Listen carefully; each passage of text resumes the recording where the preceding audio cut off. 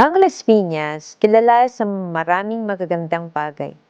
Sa bamboo organ, sa mas masasarap na pagkain, at higit sa lahat sa mga masisipan at mapagmahal nating Las Piñeros.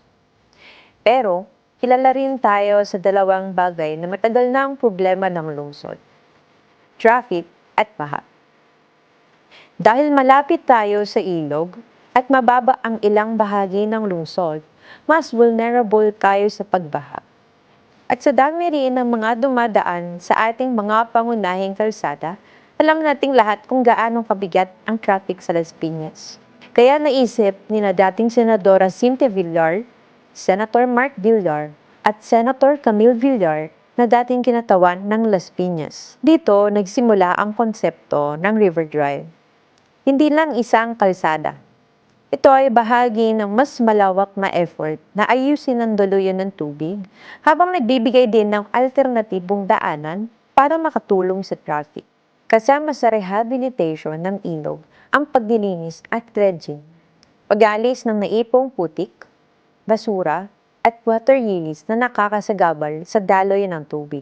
Sa ganitong paraan, mas napapabuti ang daloy ng tubig at nababawasan ang panganib ng pagbaha. Pero habang inaayos ang river system, may isa pang pangangailangan ang mga Las Piñeros. Mas maraming alternatibong daan. Ang River Drive ay nagbibigay ng bagong route na makakatulong na mabawasan ang pressure sa mga pangunahing kalsada tulad ng Alabang sa Pote Road. At hindi natatapos ang trabaho sa pagtatayo ng kalsada. Dahil may mas magandang access sa ilog, mas nagiging posible ang tuloy-tuloy na paglilinis, maintenance at pagbabantay sa waterways.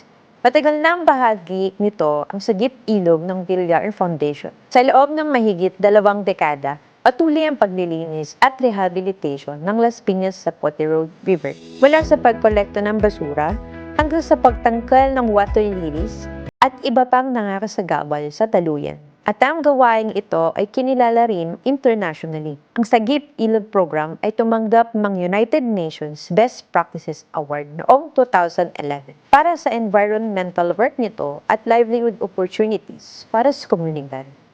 Taon-taon ipinagdiriwang sa Las Piñas ang Water Lily Festival, isang selebrasyon na nagbibigay pansin sa ating ilog, kalikasan at komunidad. Kasabay nito, ang mga water lilies na kinokolekta mula sa waterways ay nire-recycle at ginagawang mga produkto tulad ng bags, baskets, mats at hampers na nagbibigay din ng dagdag na kabuhayan sa ating mga kababayan. At ngayong taon, sa ika-19th na Water Lily Festival, muling ipinakita ng Las Piñas kung paano maaaring gawing oportunidad ang isang dating problema sa isang waterways. Sa paglipas ng panahon, magbago man ang proyekto at lumalak ang pangangailangan ng lungsod, iisa ang layunin, ang magkaroon ng mas maayos, mas ligtas, at mas livable na Las Piñas. dahil kapag inaalagaan natin ang ilog, hindi lang tubig ang napapangalagaan. Kasama nito ang ating biyahe, ating kapaligiran, at kabuhayan ng mga kababayan.